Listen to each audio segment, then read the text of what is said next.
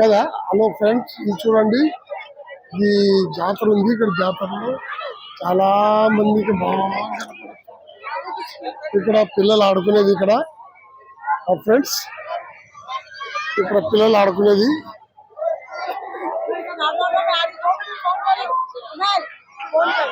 ఇది చాలా బాగుంది ఫ్రెండ్స్. ఇక్కడ చూస్తే లైక్ చేయండి, షేర్ చేయండి.